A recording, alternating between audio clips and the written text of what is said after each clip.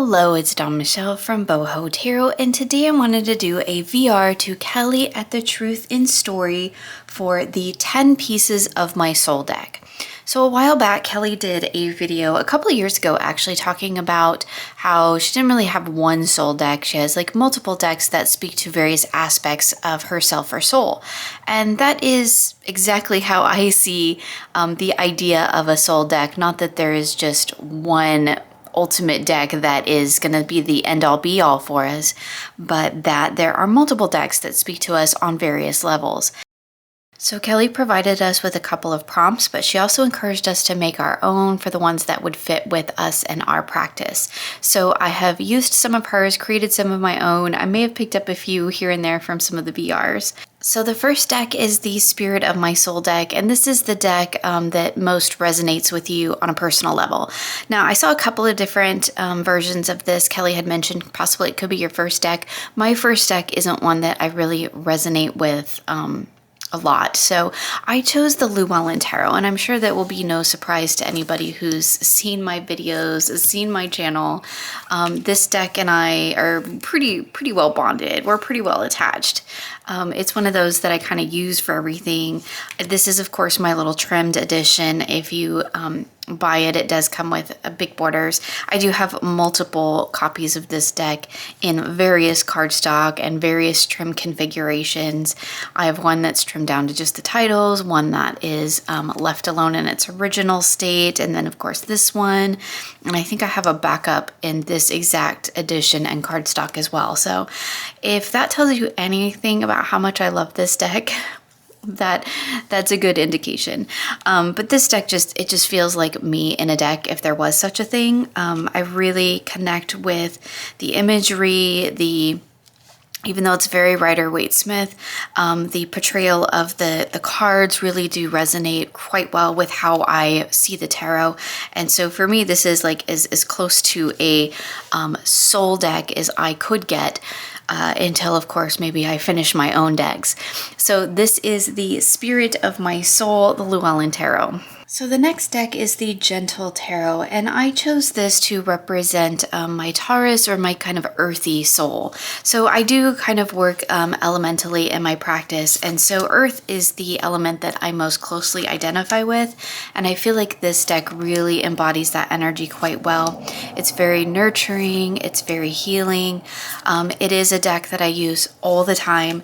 So kind of these are the decks that are also probably some of my most used decks in my collection, at least the first couple ones, because they are those kind of soul level decks, right? They're the decks that I'm most closely connected to, most closely aligned with currently. And this may not always be the case. And it was really interesting when Kelly did her update to her video, because it had been a few years, to see how things have changed. And I think that would be fun to do, because as of right now, these are the decks that most closely align with my soul and speak to me on that level. But that may not always be the case. There may be other decks that come into my collection that will occupy this space in a different kind of way. So I think it's really interesting to see how things like this change. But the Gentle Tarot, as being connected to my Taurus or my earthy soul, is, I think, a really great representation of it. It's very organic, it's very natural, it feels very much in touch with the earthy realm. And I really enjoy its gentle nature. It is a very appropriately named deck, I think. I also love the little guidebook. I have multiple versions of this deck as well in various sizes and whatnot. And so it's, again, another one that is a favorite in my collection and one that I use all the time. So that is the deck that I chose to represent my Taurus or my earthy self, and that is the Gentle Tarot. So the next deck is the Lioness Oracle Tarot, and I chose this one to represent my creative soul. So there is something about this deck that really speaks to me on that sort of deep creative soul level. Something about the artwork, the way that it's been collaged together, it really does bring together so many different aspects of creativity that I myself integrate into my practice. There is one card in particular that really embodies that for me, and if we come across it, I will definitely point it out. In fact, let me just see if I can find it while we're flipping through here. I do love this Queen of Cups too. She's one of my favorites. Okay, so it's actually the Judgment card, but not paying attention to the card association, just looking at the artwork and the collage done. This deck to me kind of represents all of the different aspects of my practice rolled into one. We have the landscape here with that real earthy connection. We have the sky above here, which kind of ties into that universal connection. We have the butterfly, which speaks to me of that transformative energy, which is very much how I think my practice has been over the last few years. We have the kind of Renaissance artwork, which is just an art style I like. And then here we have a depiction of what I perceive as like goddess energy.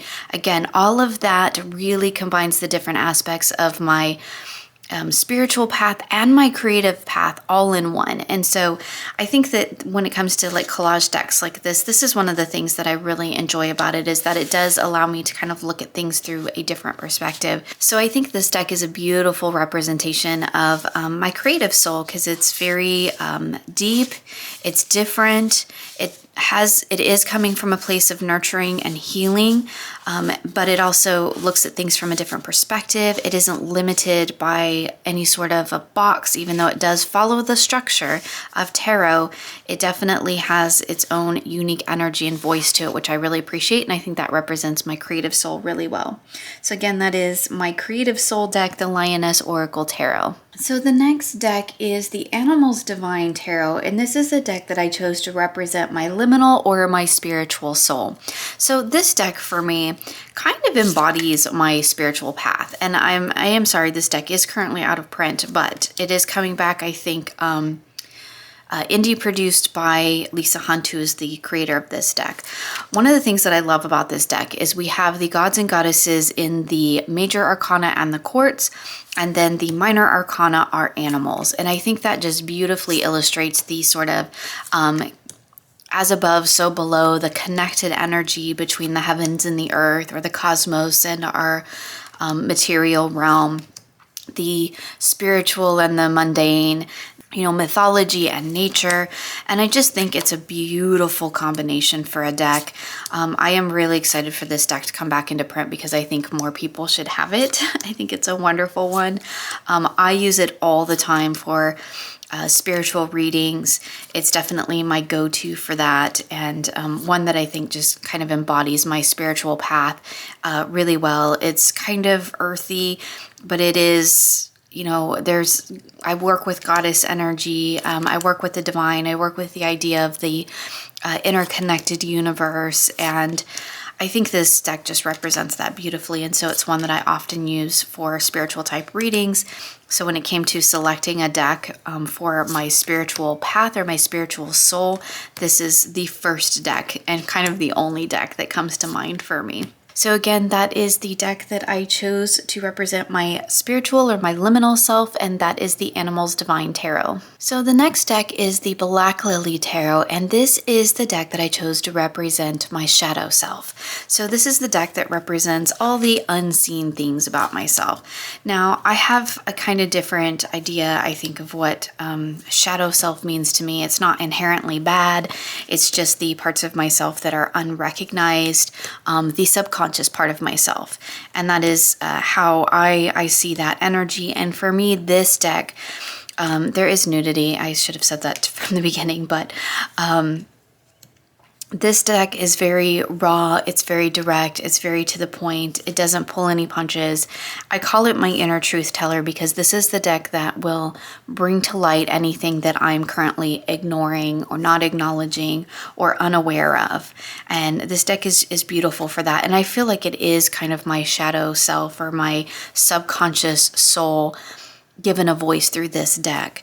And it's a deck that I use a lot for empowerment, and when I need kind of like a butt kicking, when I know that there's something that I'm not acknowledging, something that I'm perhaps even repressing, or just not aware of, but I know it's there. I know something's going on, but I haven't brought it into my conscious awareness yet.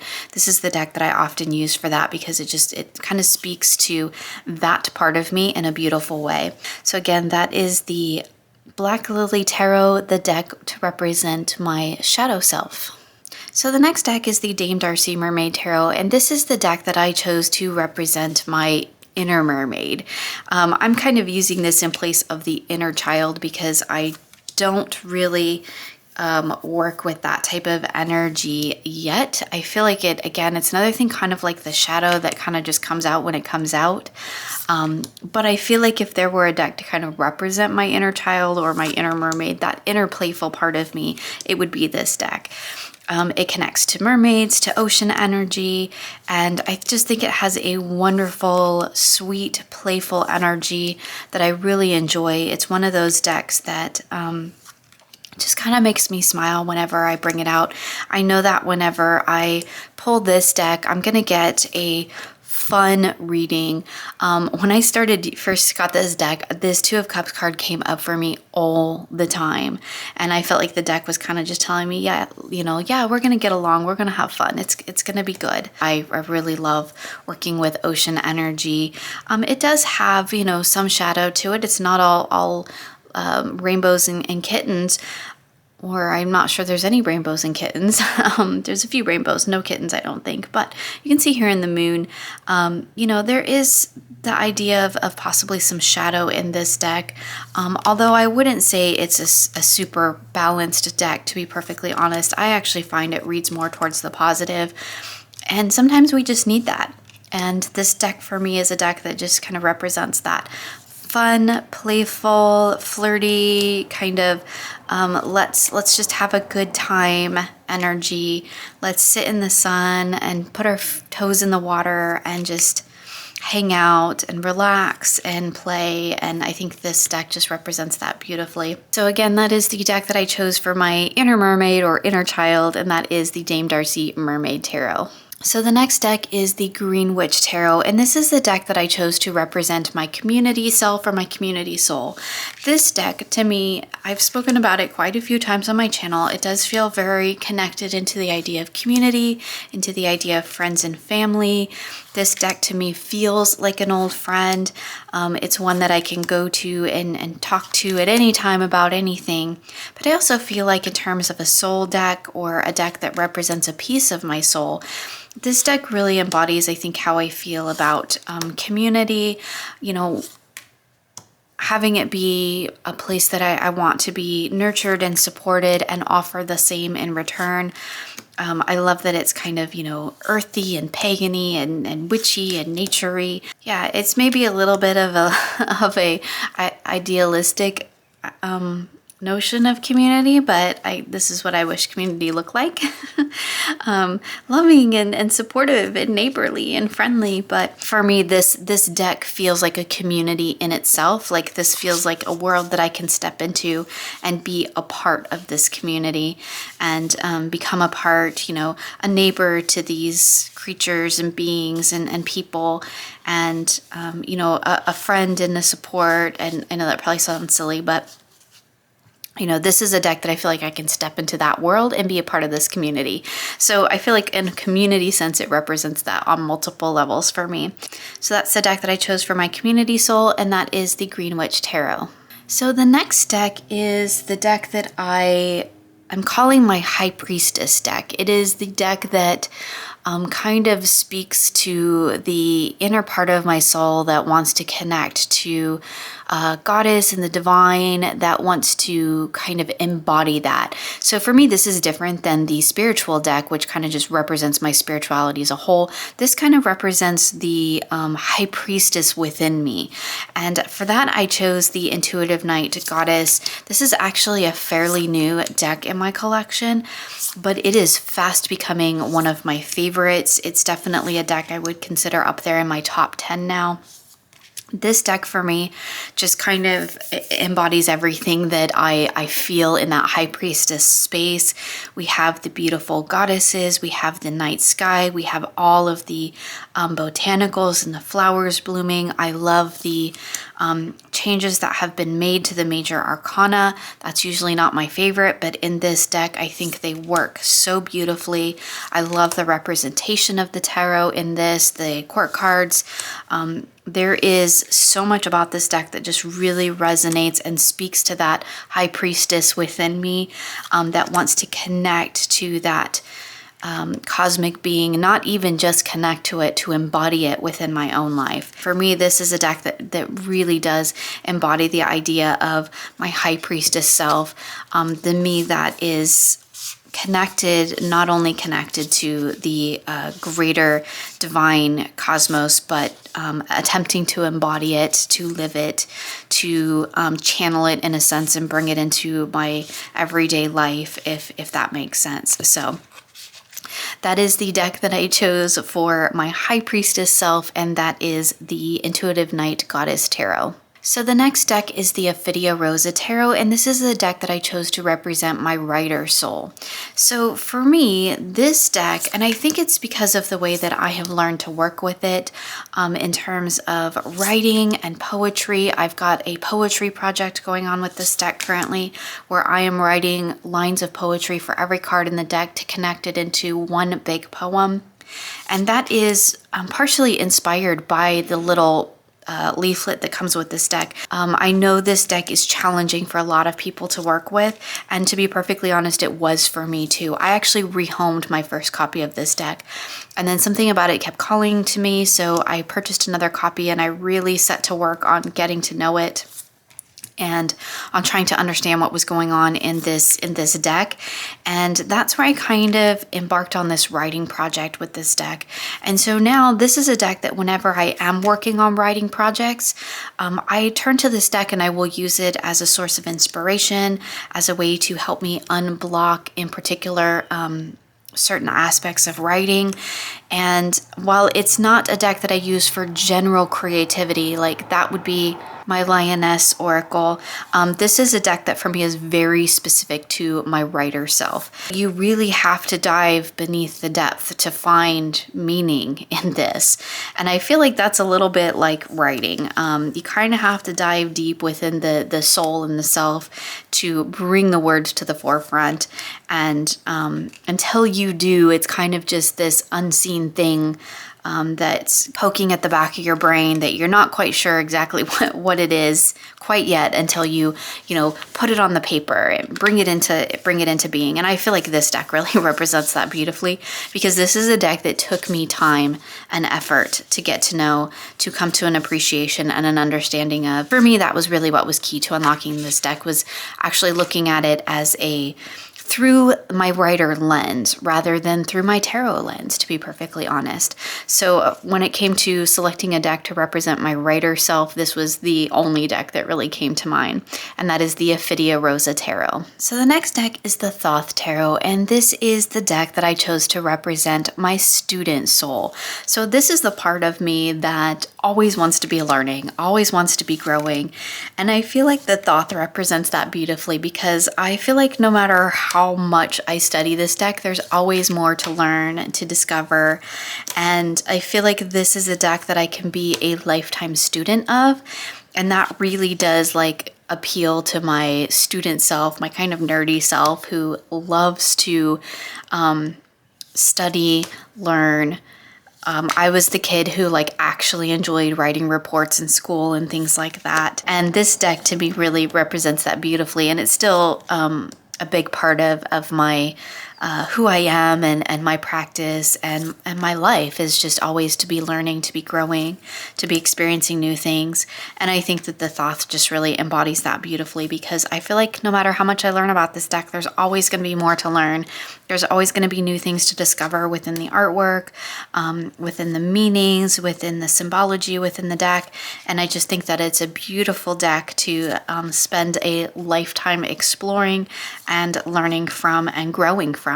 So that's the deck that I chose to represent my student self, which is the Thoth Tarot. So we've already had 10 decks, but I'm going to throw in an honorable mention because I feel like this one does need to be included for me. This is the Morgan Greer, and this is the deck that I would consider kind of my past self, my childhood, where I came from. And I think that this deck is an important part of my soul journey, or represents an important part of my soul journey. It's not a deck I've had for very long, only a couple years now, but I've connected with it on a pretty deep level. For me, it has a very paternal energy. It connects very much to my past, to my childhood. And I feel like this is a deck that I need to include as an honorable mention, because while it doesn't maybe necessarily represent a piece of my soul right at this 5 minutes, I think it represents where I came from. It represents my childhood. It represents the struggles and the trials and the triumphs that I've gone through in my life to get me to where I am today. And so I think that it was important to include this one as just an honorable mention, as in kind of honoring that history, honoring my past, honoring my childhood, the work I've done to get here, the people, the community, the family that has brought me to where I am today. And I think it's important for me to honor that and the work that I've done and the people that have played a role. And so I just wanted to include this one. So technically I'm doing 11, but we're just going to call this the honorable mention. And I really feel like this deck embodies my past beautifully, my childhood, and kind of where I came from. So that is the Morgan Greer Tarot.